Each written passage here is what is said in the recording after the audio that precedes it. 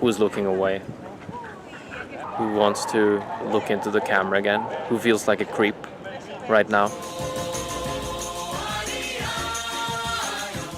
Now I want to talk about how we derive self and identity all the time, and how it causes suffering. Underneath suffering, there's an illusion of a self. There's an identification. I am this and that. I'm a great person. I'm a bad person. When we feel aversion, when we feel resistant to our reality or the present, there's dissatisfaction and there's identification. Oh, I can't believe that this is happening to me. It's so typical that this happens to me. Or if it's a very positive pull, let's see an ego that is being blown up, or then it's also a self. There's also identification. Okay, I am so great. I'm better than other people. Both of these polarities are narcissistic and also create suffering. And so this past month, a month and a half, have been about asking what and who is, wanting, intending, anxious, afraid, arrogant. All these formations that is happening, everything that is being done, everything that is being intended, there's seemed to be a sense of self, or a doer, or a controller, a manager doing this. But when we go to the bottom of it, or if you've had a mystical or an awakening experience in the past, you may have found that there's no actual self. You're just running around, walking around with senses of selves, and they're not constant, and there's no actual solid constant self. So with that wisdom, you can look for the source of the problem. We're taking the suffering personally because we're deriving a self that feels offended or feels threatened or feels superior. And both these polarities, both these approaches to deriving selves creates suffering. That you are more than others, that's an illusion. That you are less than others, that's an illusion. That you can add anything to who you are is an illusion. That you can lose anything of what you are is an illusion. And we can take this wisdom into our daily practice, like sitting, meditating, or just walking around, and just look for the doer, the one who is frustrated, the one who has a worry, go specific sometimes, who's the one who doesn't want to leave Barcelona tomorrow, who wants to leave Barcelona tomorrow.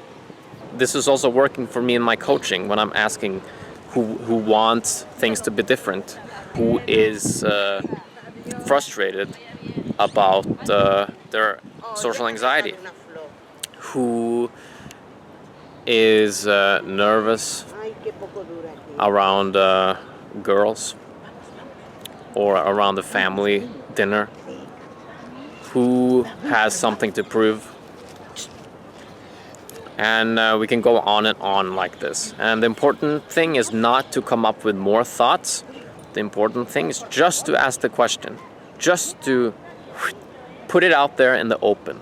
Is there a self here? Is there something constant? That is there an entity? Is there a reason to take this personally, what's happening right now? That has been my focus over the last month and a half. And yeah, it's been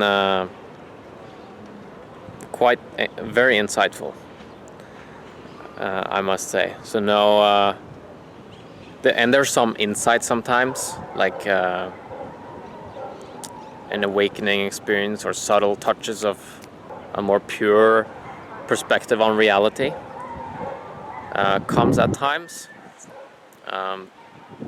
But in some of these last videos, these awakening videos, there's been way more preaching element, way more self, you could say. Like, this is what happened to me, and some arrogance, which is quite normal when you're having a breakthrough. You're proud of it, and you're deriving a self from it, and there's nothing wrong with that. But if you're gonna let go, because you gotta let go of that too. Yeah, who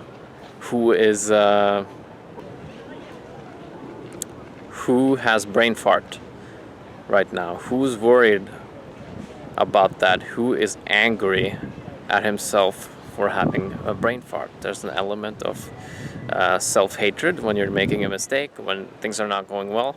There might be an element of like self-loathing.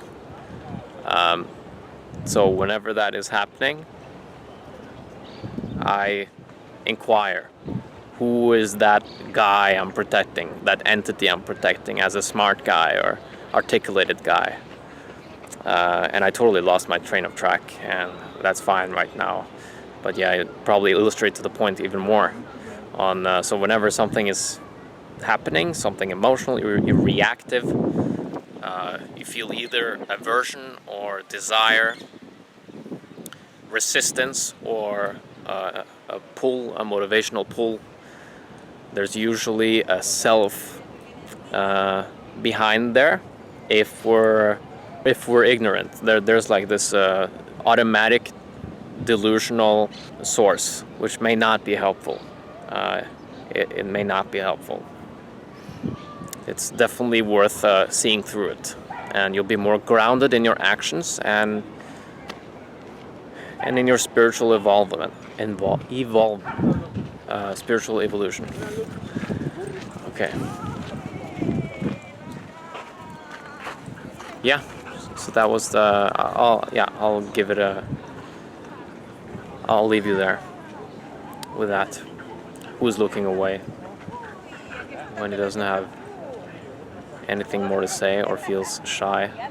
Who feels shy? Who wants to look into the camera again? Who feels like a creep right now? And we will see that we're actually protecting nothing. There's nothing that we're actually protecting. There's no self. We think there's something to protect, but there's nothing. There's nothing there. Okay, I hope you found this video helpful. Let me know in the comments what you got out of it, or any questions. Looking forward to see you in the next video. I appreciate thumbs up. It helps the video. And see you soon. Viking power. Este samba que é misto de maracatu, esse macho preto bem